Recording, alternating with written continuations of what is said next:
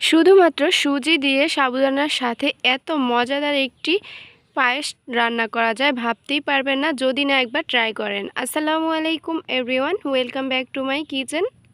আশা করছি আমার পরিবারের সকলে অনেক অনেক ভালো আছেন। আমিও আলহামদুলিল্লাহ অনেক ভালো আছি। আজকে একদম সিম্পলভাবে কিভাবে আপনারা ঝটপট বাচ্চাদের জন্য এইরকম একটি পায়েস রান্না করবেন।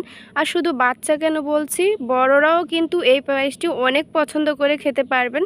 তো আমি কিন্তু একদম সিম্পলভাবেই আপনাদেরকে দেখানোর চেষ্টা করছি। তো ভিডিওটি না টেনে সম্পূর্ণ দেখেন, তাহলে কিন্তু বুঝতে পারবেন। তো চলে যাচ্ছি মূল রেসিপিতে। তো আমি যেই কড়াইতে রান্না করব সেটাই নিয়ে নিয়েছি। আর এখানে আমি হাফ কাপ পরিমাণ সুজি নিয়েছি, সম পরিমাণ আমি এখানে সাবুদানা নিয়েছি। তবে আপনার চাইলে কিছুটা কমও দিতে পারেন, তবে সমান সমান দিলে কিন্তু খেতে অনেক ভালো লাগবে।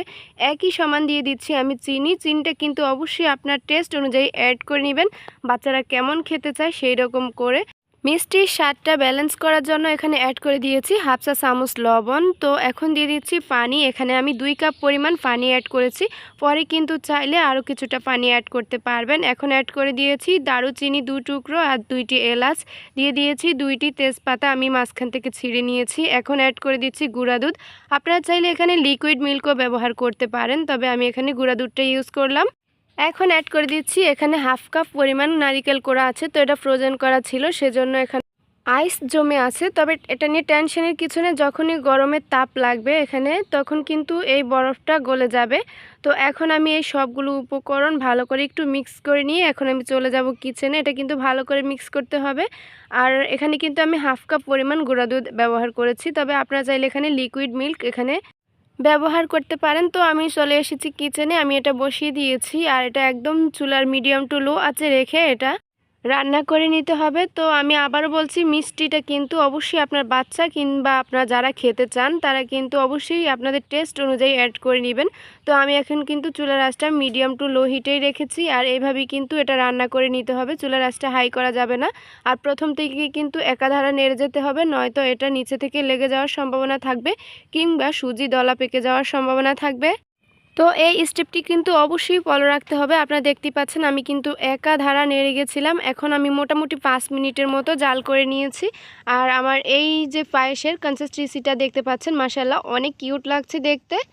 আপনারা চাইলে কিন্তু এখানে আরও কিছুটা পানি অ্যাড করতে পারেন। এটার ঘনত্বটা যদি বেশি হয়ে যায় তাহলে কিন্তু আরও হাফ কাপ পরিমাণ পানি অ্যাড করতে পারেন। এখন দেখতে পাচ্ছেন আমি এখানে আরও কিছুটা মিষ্টির প্রয়োজন ছিল, তো আমি এখানে মোটামুটি 1 টেবিল চামচ পরিমাণ আরও চিনি অ্যাড করেছি। আর এখানে আবারও নেড়েচেড়ে নিচ্ছি। এখন দেখতে পাচ্ছেন সাবুদানাটা একদম সুন্দরভাবে সেদ্ধ হয়ে গিয়েছে, একদম স্বচ্ছ একটা কালার চলে এসেছে। এখন বুঝতে হবে এই পায়েসটা হয়ে গিয়েছে। আর এটার যে একটা নাইস অ্যারোমা আসছিল, কি বলবো, জাস্ট ওয়াও ছিল।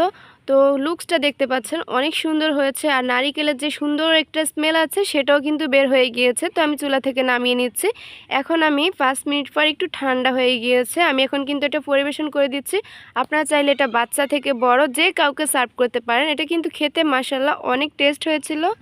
যখনই এভাবে তৈরি করে আপনি বাচ্চাদেরকে দিবেন তাহলে কিন্তু একদম প্লেট খালি করে দিবে আপনাকে। আপনারা কিন্তু একবার অবশ্যই ট্রাই করে দেখতে পারেন। আর এই পায়েসটি তৈরি করতে কিন্তু খুব একটা ইনগ্রেডিয়েন্টস লাগে না।